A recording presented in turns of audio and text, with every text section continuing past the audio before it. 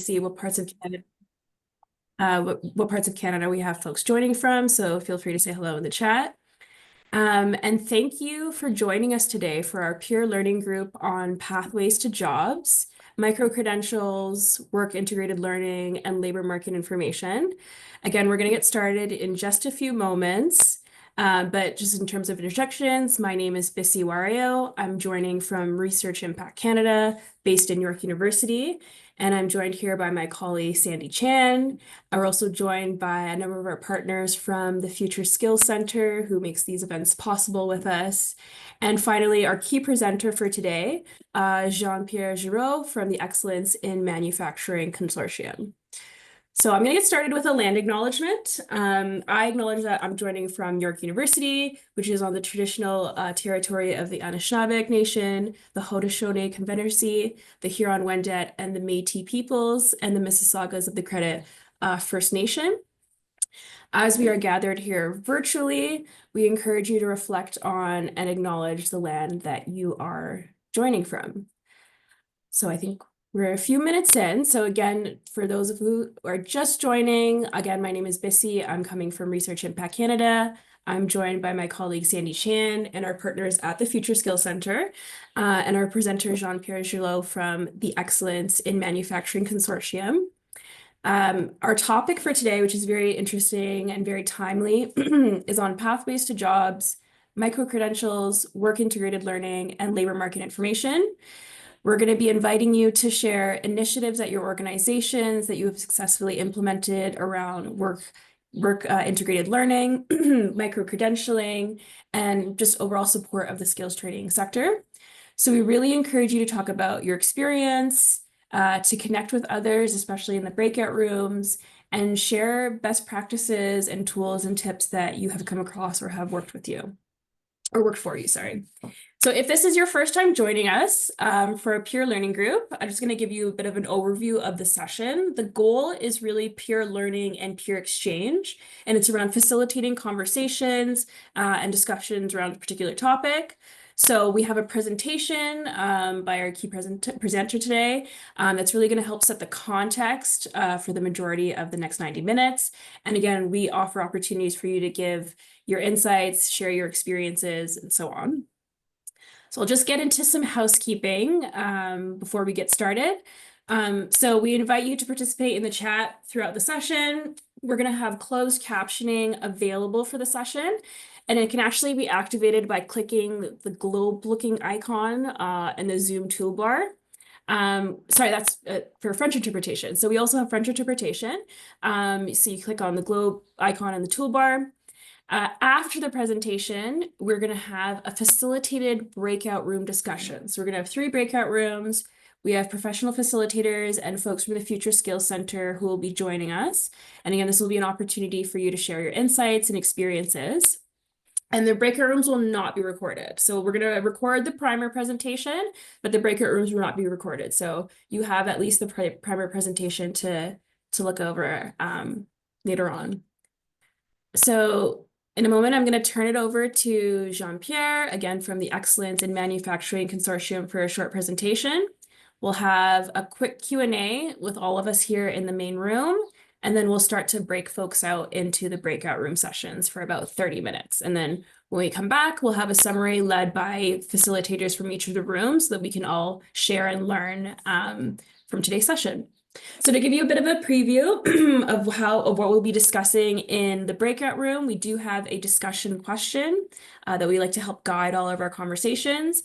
So the discussion questions for today are: what are examples of successful initiatives or experiences your organization has had in implemented applied learning in the workplace? So again, micro-credentialing, work integrated learning. And then kind of second part to that, if you have time, is in today's environment where learning is shorter, there's pressures to have shorter learning spans, more targeted by skill. How are you achieving that in your workplace? So I really encourage you to keep this in mind as you're listening to Jean-Pierre's presentation. So now I will hand it over to Jean-Pierre, who's going to lead us through his discussion slides. Thank you. Thank you very much. Welcome, everybody. I'm very pleased to join the peer learning group.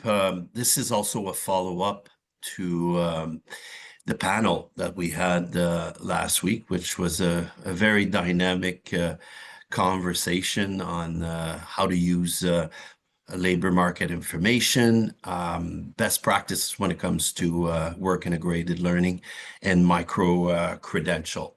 So if you can give me a second, I'll share my screen here. I guess everybody can see. Here we go. I think we're good. That's a thumbs up. Thank you very much. The focus of my presentation will be on the application of learning in the workplace. So this is something that EMC has been doing extensively. EMC meaning the Excellence in Manufacturing Consortium, extensively, I would say in the last 15 years. We came to the realization, we work with manufacturers, and our main audience are workers. So there's people who are in existing job, whether they're supervisors, they're managers, they're production workers, or they're working in some shape or form into an executive position. They need some level of practicality and application when it comes to embedding what they're learning into from a training program into their work. So it's very much focused on application of learning, skills transfer when you learn new competencies, when you learn new knowledge, how do you actually embed this into the work? How you use it on a day-to-day basis. So this is something that we quickly realized when we started to do training, the practicality of the audience. And again, that's the learner experience. So we're very much focused on the learner and how this learning or this training program will provide value to the actual learner, but also give value to the employer. So quite often, solutions that are out there are very focused on learner centric, but they don't necessarily take full attention what's in it for the actual employer. So that provides, and this is what you're looking at right now, the Workplace Performance Project. And this is a solution that we use. And you see here the basic of how it's being structured. Really, it's talking about addressing an existing problem. Every workplace has issues, and so they're not fiction problem, but they're actually real problem that are happening into the workplace, and it could be related to a process. It could be related to waste in our world. It could be related to production issues, and it could be related to communication. So I'll give you some example. So what we do is we ask the participant to choose a real problem, and it could also be a new opportunity that they're thinking to introduce into the workplace. And from there, we provide the tools. And I'll show you the structure of the program, but at the base level, we provide them the tools to solve a problem using skills training and instructional techniques and material. And as well, we also ask them to measure the actual problem or solution that they have fixed. Okay, so this is in the course of typically these programs are done between 6 to 10 weeks, depending on the program. So they are actually being part of a weekly schedule where they're being exposed to skills content, but also they're being asked to solve an existing problem.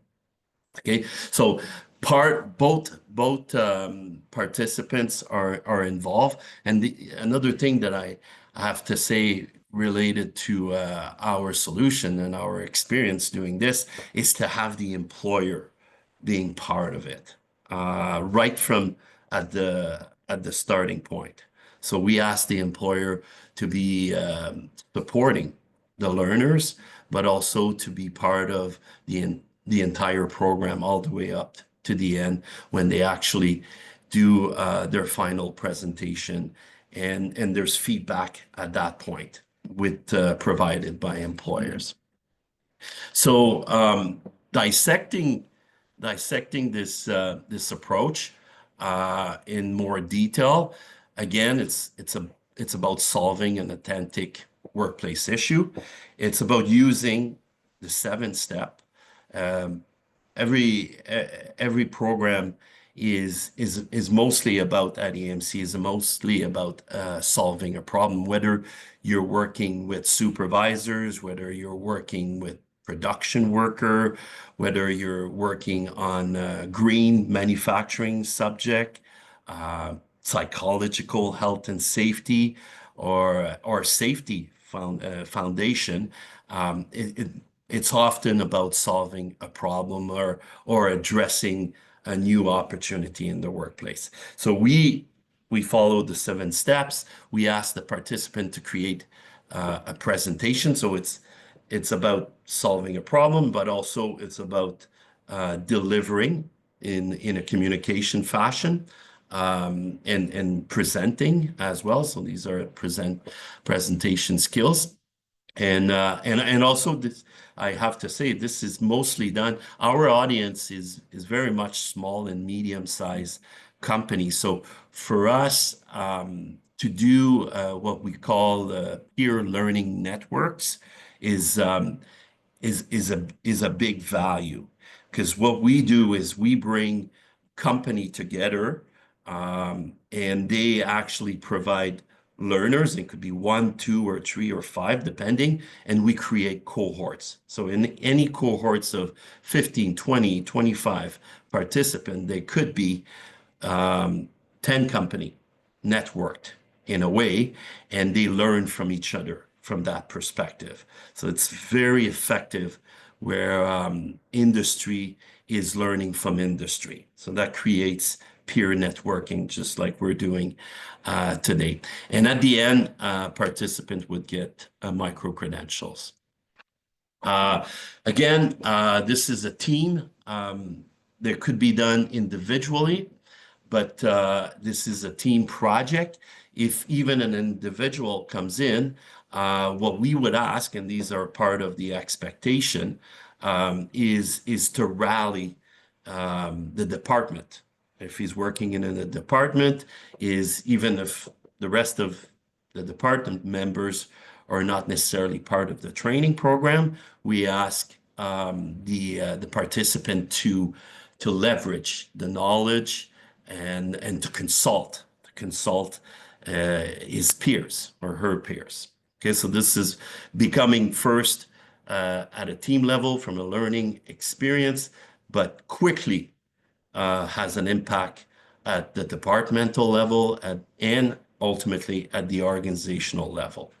And the goal is to boost the performance of the team so they can meet their goals. So it's in a way, and this is what we have learned, is making learning program being very strategic to the business goal of an organization. Because quickly, if you can think about this, like if you tackle downtime, or if you tackle issues with customer services, you're being strategic. You're bringing an action-related project to a learning program. You're not being just focused on how much the learner is going to be gaining or progressing personally with his professional development, but you're also building a linkage to the business goals of the organization, which is about being more competitive and profitable at the end of the day.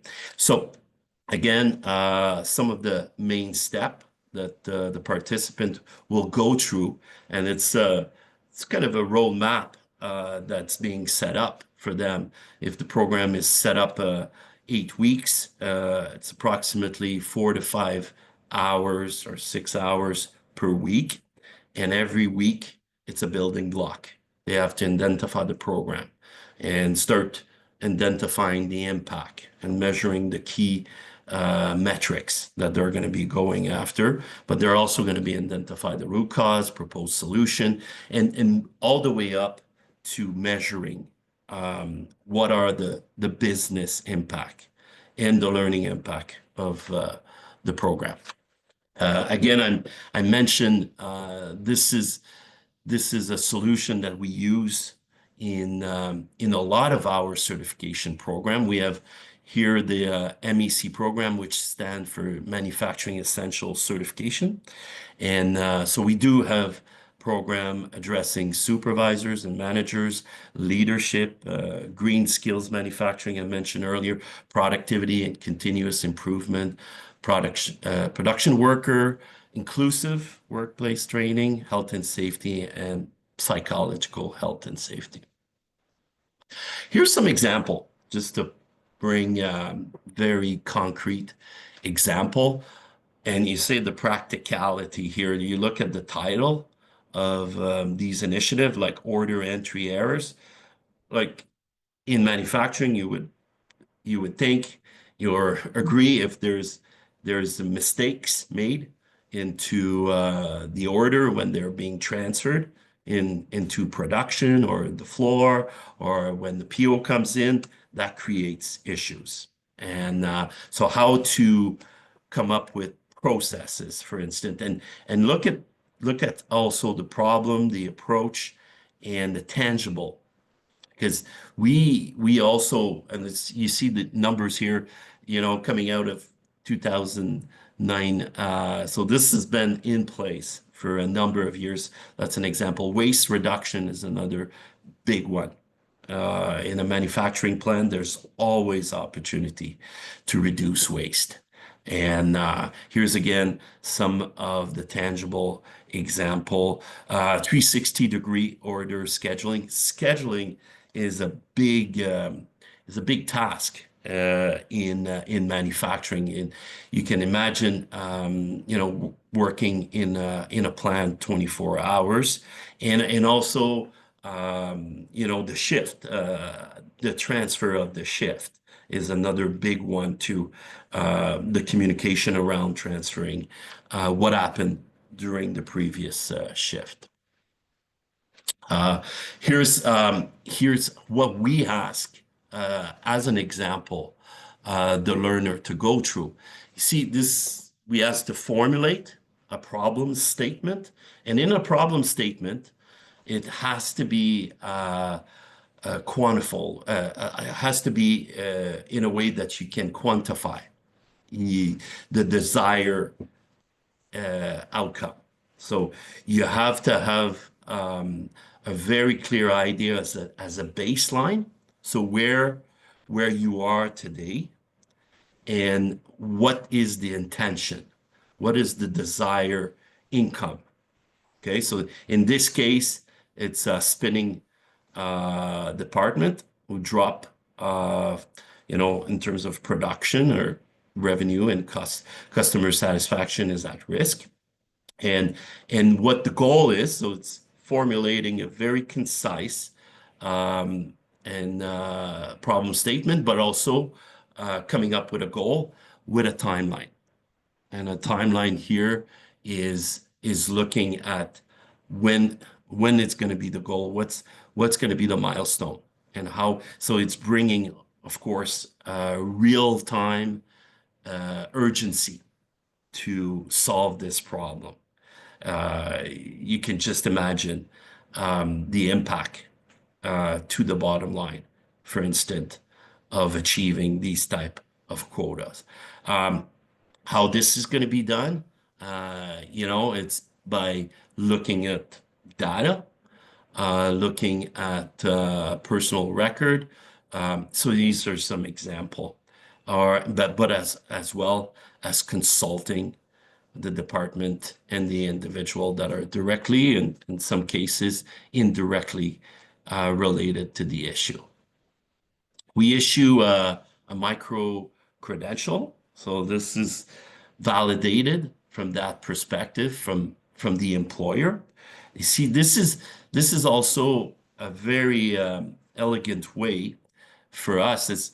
And you probably heard many times that micro credential has to be endorsed by the employer to be valuable. So this, by implicating the employer in the process of solving an existing issue, we are directly implicating the employer and validating what's happening in the workplace in terms of learning and results. So over the years, hundreds, I would even suspect that probably thousands of workplaces, like EMC, annually certified thousands of individual. Some are smaller program, others are longer in duration, but generating millions of dollars of saving. And in manufacturing, the saving is also reinvest into the people, the infrastructure, the technology, making our industry more competitive, but also at the same time providing valuable skills.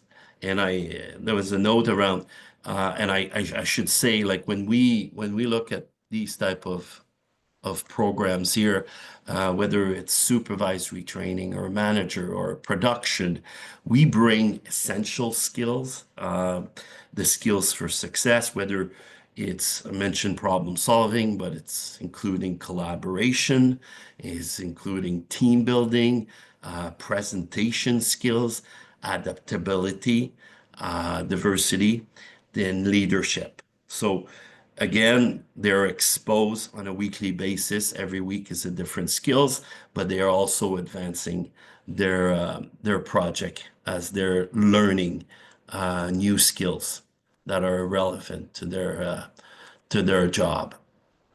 So we have like recently framing it on the micro credential. We have issue hundreds of these certificates with our recent work, and it's working very well.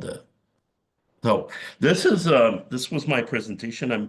I think I'm on time, but I'll let the host there validating this. Yes, you are right on time. We actually have a few moments for Q&A. So what I'll do now is I'll hand it over to folks to open up the floor to Q&A, and then we'll actually move into breakout rooms where we can have a little bit more of a deeper discussion. So yeah, I would like to open the floor up to anyone who has questions. You can feel free. Yeah, I have a question, but I don't see a way to raise my hand on this. So if I may. Go ahead. Hi, my name is Mike Keogh. I chair a group called the Aging Workforce of Newfoundland and Labrador. Pipi, what is the tool that you use to gain feedback on your performance? For example, many times the customer is asked during a call to please stay on the line and give 30 seconds of feedback. What kind of tool do you use to gain feedback on your presentation, on the work that you do? With micro credential, what we do is at the end of the program, there is a final workshop where all the learners have to present their solution and what they have worked on with the employers as well. So imagine about 20 participants. It's facilitated by EMC plus their managers, and sometimes the entire management will show up to the event because it becomes very central to what they do. So the feedback is live. The feedback is happening on in real time. We do issue also, and we do this quite extensively with surveys, like we have learner and business impact surveys that we do before, after, and 2 months, I believe, after as well, just to gauge where everybody is and the type of application, and to follow up as well on the projects. That's a way for us to monitor feedback. Okay, great. I see. I'm going to hand it over to Viz in a second, but I realized there was a question in the chat from a Dr. Andrew Leal. And the question is, how does artificial intelligence affect organizational performance, considering it does the data statistics, benchmarking, and analysis, but not necessarily the interpretation? So kind of going off of Mike's question around tools, how do we see AI kind of affecting this? The short answer is we don't know yet. Okay. But I think it will. I think it will. We're seeing we're actually running cohorts right now in artificial intelligence, and it's very popular.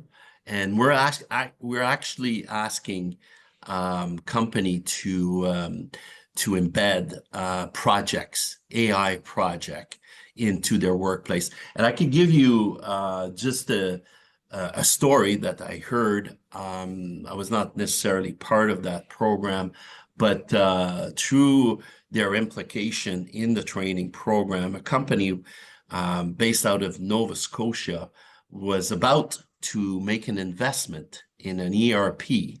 And because of their work and their research in artificial intelligence, they decided to park their investment and to do something else. So the value of the data, I think, will be a big hit for the industry, especially for the small and medium-sized business. But it's something that I would love to come back maybe in the fall with tangible example, because now we're collecting, like you're showing example of projects, we're collecting now project related to AI with our small and medium-sized manufacturers. Amazing, thank you. All right, I'll hand it over to Viz. I see you have your hand up. Yeah, thanks, Percy, and thanks, JP, and thank you for that overview. I think it's a helpful overview of a methodology that you're using. Two things struck me, though, as you were talking. One is that you've said you focus on small and medium enterprises. And one of the challenges we have in the area of training is to get small and medium enterprises to say, yep, we can release 1 or 2 or 3 people to become part of a cohort. And any thoughts you have on just how you've addressed that constraint? The second is perhaps a more broader question related to, there's the methodology used, and you spoke about thousands potentially of people you've trained. There's in the chat, there was a link to another organization, and I'm sure we all do versions of what you've mapped out in terms of work integrated learning, workplace learning, etc. But yet we still have all the research, and we still have lots of debates and conversations at a Canadian level about how poor productivity is. And so I'm kind of trying to understand what's missing. We've got all these wonderful training processes and methodologies and organizations involved, but yet we still have this challenge around productivity and increasing the efficiency and effectiveness in our industries. Any thoughts on what may be missing? Okay, I'll try to address. I'll start with the first one. How to mobilize small and medium sized. This is a really good question. In our case, it represents about 98% of our audience. So I would say the first thing, if you have to be 100% relevant, you have to address the needs of small and medium-sized business with your content. That means what are you bringing in terms of instructional content, but also with the deployment of the training. And it has to be 100% based on things that they see practical in order for them to move into their workplace. And I would say most of the training is not. And that's the reason why we actually did extensive research on this, on why manufacturers are not investing in training. And 80% came very clear. The number one reason why is because the solution that are out there, and that's everything that is out there, like from colleges, from university, from private trainers, from sectorial groups, is not addressing their needs. And we also know that when they see relevant solution, they will invest, because we know. I see Amy Edwards here. Amy's is leading our training center, and we are deploying on an ongoing basis training coast to coast, and it's and true with small and medium size. So the relevancy is absolutely, and the duration, you get into how you target the competencies that you're actually going after, and making it 100% focus on competency. On productivity, I would say that this is an example of addressing issues. There's all kinds of reason why we're behind when it comes to productivity. Labor shortages is one reason. Skills gap is another one. Lack of adopting technology is another one, and we're talking about AI. Like this is a race. Now technology is available at the international level. So it's no longer something that belongs to certain region of the world. It's available everywhere. So it's a bigger conversation when it comes to productivity, but these are the elements that we're trying to solve one by one. I'm not sure if I answer 100% your question, but that's my view. Thank you, JP. Thank you for that explanation. And thank you to those who have been dropping resources in the chat as well. I see someone from Learning Agents is showing examples of work integrated learning in Australia. Other folks are showing some stuff around AI. So please continue to share these resources and tools and tips. And this is going to be very helpful for those on the call. And we'll make sure that we send it out as well. So we do have time for maybe one more question before we go into the breakout room. So I just wanted to open up the floor to anybody who'd like to raise their hand or unmute themselves and ask a final question of JP as we're all together in the main room. I'm going to take advantage of this jump in. Okay. JP, does age, your audience, does age play a role in determining the outcome of your training? Go ahead, please. It's age is does this play a role? We're seeing, maybe I can ask Amy to jump in. Like we're seeing all the demographics in our program, but I think more recently the new generation a little bit more extensively. Amy, do you want to add? Absolutely, JP. It's all demographics to all age groups going through the program. Even individuals who are a year away from retirement are taking this program and utilizing it to improve their skills and enhance within the workplace. But when it comes to performance, I would say I often tag these with the application side and the skills transfer as an engagement program. Like it's a great way to get learners and workers engaged into their work, because it's gratifying to solve a problem and also to bring results, tangible results to the workplace. And a lot of our audience also are high potential. Like these are people that we've done a lot of work in supervisors. They're central in everything we do. Like basically about 85% of the total workforce in manufacturing. That's 1.8 million in Canada. They report to these supervisors, and how important it is for them to know how to talk, know to present, know to mobilize, know to provide feedback. How to do this is very critical. So we like to bring more engagement with this occupation of supervisor and managers.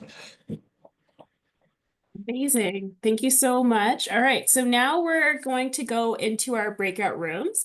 So you're going to see in a few moments, you'll be prompted to join a breakout room. And as mentioned earlier, each room is going to have an expert facilitator who's going to help guide a deeper discussion and conversation around a particular discussion question or just things that have come up in JP's presentations. These breakout rooms are not going to be recorded, but we're going to have note takers who are going to collect the themes, the ideas, the tools, the resources that folks are sharing in the chat right now. And then we're going to make sure that we provide that as a report back so that you can kind of take away some tangible tools and tips to kind of help you in your own work. So Sandy is going to open up the breakout rooms. We're going to be sitting there for about 30 minutes, and then we'll come back and everyone's going to, or the facilitators are going to share back some of the key themes from these groups. And then we'll do a quick wrap up and end for the day.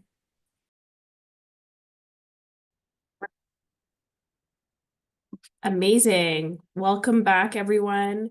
I know sometimes the breakout rooms can feel quite short. You want to make sure that you have everything that you can say. But I want to say in our breakout room at least, and I'm sure in other breakout rooms, folks were sharing some examples, some resources, and that's really, really great. And, you know, while we're here, if you want to just share even your LinkedIn profile in the chat and what type of work you do, maybe you have some folks that can connect with you. Want to make sure that part of the peer exchange is also peer connection. And if you notice that someone had said something really interesting and you'd like to follow up with them, you know, feel free to direct message them in the chat right now. So we're going to just have a bit of a report back. So I'm going to invite the facilitators from each of the 3 breakout rooms to just share a quick summary of what was discussed in these groups.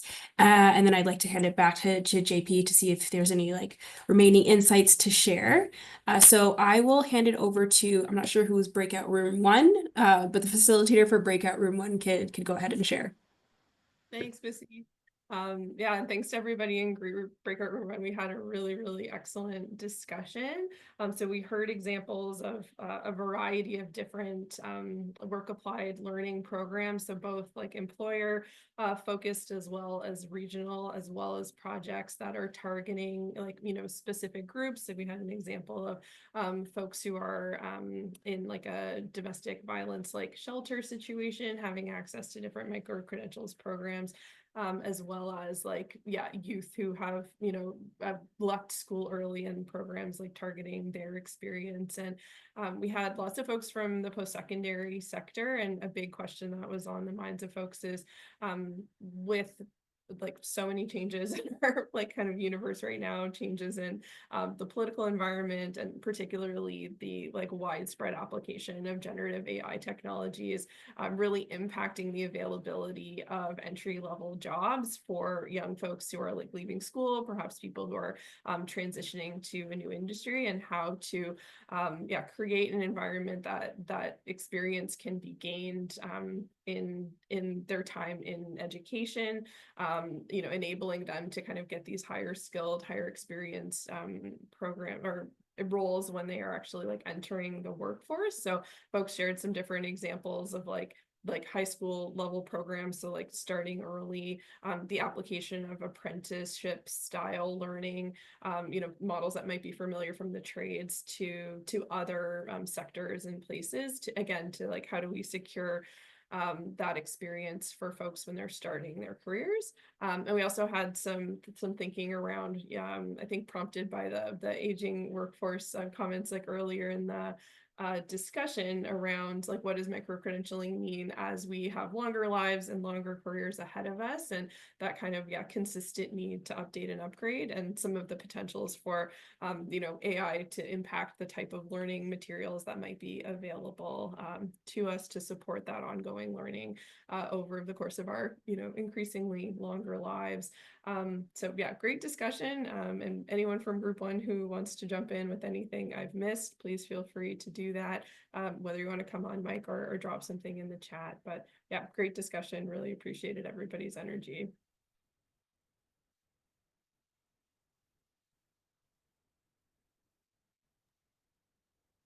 Amazing. Okay, I think we're good for breakout room 1, so I will hand it over to breakout room 2. So that was myself, Adishi, and some other folks. So hand it over to you. Thanks, Bissy. Hi, everyone. Yeah, I'm just waiting for the slides. Okay, yeah.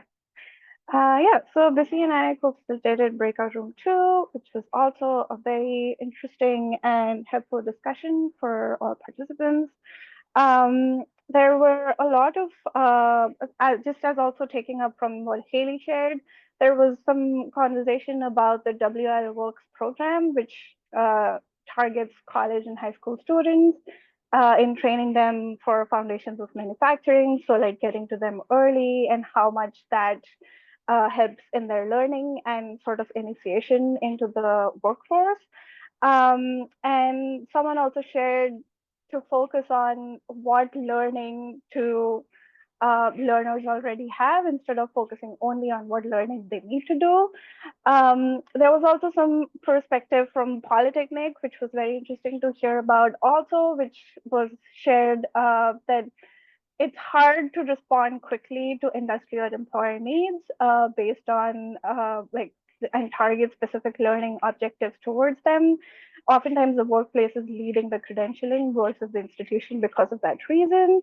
There was also some talk about assessment and how a lot of important stuff gets missed out in trying to create rubrics or navigating how to assess outcomes. But someone also shared that we forget that the best way to assess if learning has worked is to see how it is being successful in the workplace. You will see it through increased productivity. There was also some really important perspective on how there is a need for a team that's dedicated to thinking of learning as a priority. There needs to be support from the board of directors and the leadership to embed micro-credentialing in strategy and operational plans. This person also shared a lot of examples that their workplace is doing, including communities of practice that regularly meet and just mingling of different departments so they can learn and meet with each other. And yeah, just taking ownership of your learning. Someone shared that they were really inspired by JP's presentation and how that perspective brought to them that once the learner is involved in solving a problem at the workplace, they feel like they have the ownership towards that project. And they said that that would be a very proud experience. Bissy, if I missed anything, please do share. But that was all for group 2. Thank you. No, nothing to add there. I think kind of just what was interesting to also hear from breakout room 1 is hearing the post-secondary perspective around what does micro-credentialing and learning and assessment look like versus in the business world. So thank you for sharing that, Adishi. I will pass it to the third breakout room now. Hello. Just waiting to switch the screen.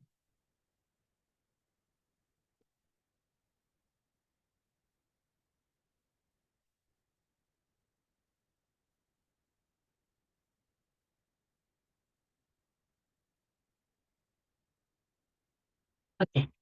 So for our group, we had some interesting conversations that were starting off with understanding who our target audience is, who are we trying to teach and who's trying to learn.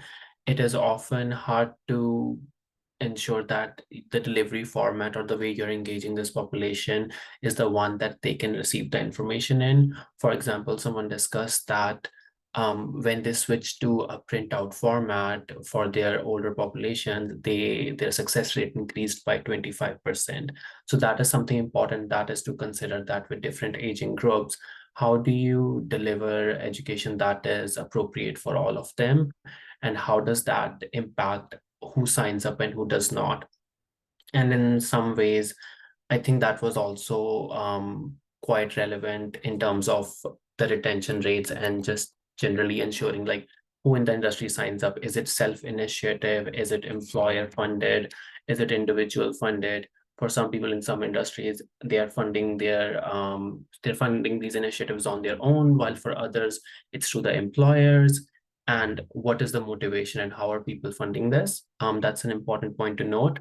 And then on top of that, there are some, like for example, on the purple note at the left bottom, you can see that there's a hybrid model that actually is quite effective, has a 95% success rate of job placement, and it's hybrid. And the person discussed that they have a hard time having companies invest more time into having people trained, whereas companies in US, for example, are spending a lot more time and a lot more resources on training people. So that's just something to note. Another part of this was that if there are inclusion strategies for specific DEI groups, even for women, focus training has worked best in general. It works best for what they take away, as well as with understanding what is needed for them. That's one of the other things. I'm just gonna take a look if I'm missing anything.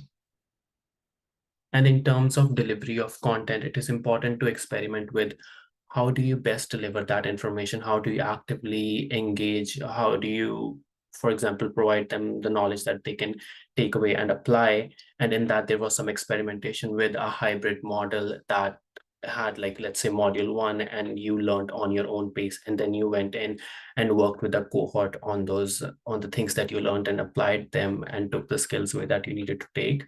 And with that, you work with other people and you have the opportunity to connect to industry professionals, people who come in and provide support. And that has also been helpful. Providing onboarding first through these trainings helps to achieve recruitment. Let me see if I missed anything. I think that's pretty much it. If anyone else has any thoughts, please feel free to just unmute and go ahead.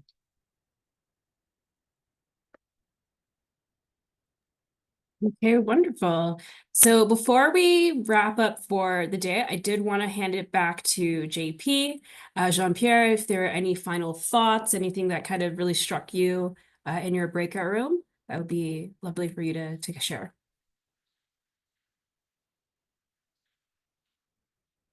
Yes. Maybe just want to add how important it is today with everything that is happening in this world. And the context for sure in the US and our trade relations and so on, that's creating a lot of disruption. But we also talk about new technology that is changing everything, like how important it is for everybody. If you're a government official, if you're working in an institution or a sectorial group, or being an employer or a trainer, to stay connected to the needs. Like there's no this will be absolutely critical. And I'm back to being relevant, being in the moment. The way to also to stay connected to the work and the jobs and the skills. And that's true back to last week at our panel, how important it is to have factual labor market information on how the jobs are changing. Some are changing more rapidly than others. And it's the same thing for the skills. And we know in manufacturing too that we'll see a shift in the skills. There'll be some disruption, and companies are going to be pivoting you know, to other type of business, and that will require other type of skills. So not to be afraid to challenge existing model of for training, for work integrated learning. It's imperative as we move along here, and things are changing really fast. So that's kind of my thoughts on the conversation we had, and today the presentation as well, and last week during our panel. Thank you. And thank you so much, JP, for facilitating this conversation, for bringing this topic here. I think this is a very, very interesting peer learning group. And of course, thank you to everybody who has joined and stayed on.